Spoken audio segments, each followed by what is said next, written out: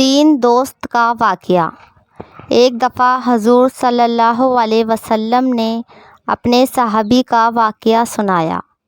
آپ صلی اللہ علیہ وسلم نے فرمایا کہ ایک شخص بیمار ہو گیا، یہاں تک کہ قریب المرگ تھا، تو اس نے ایک دوست سے پوچھا، اے دوست، تم میری اس مشکل میں کیا مدد کرو گے؟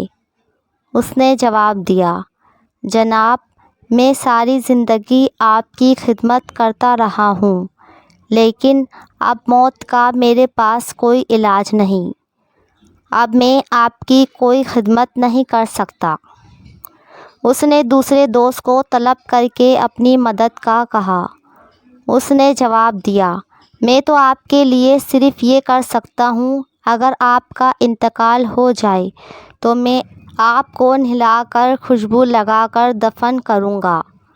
اب اس نے تیسرے دوست سے مدد طلب کی تو اس نے جواب دیا، میں آپ کا موت کے بعد بھی ساتھ دوں گا، قبر میں آپ کے ساتھ جاؤں گا اور قیامت کے دن آپ کے ساتھ نکلوں گا اور آپ کے ساتھ ہی رہوں گا۔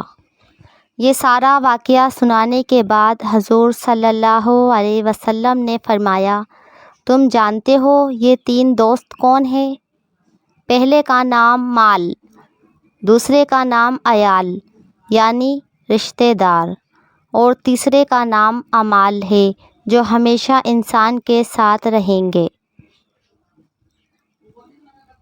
اگر آپ کو میری ویڈیو اچھی لگی تو میرے چینل کو سبسکرائب ضرور کرنا تاکہ آنے والی ویڈیو سب سے پہلے آپ کو ملے۔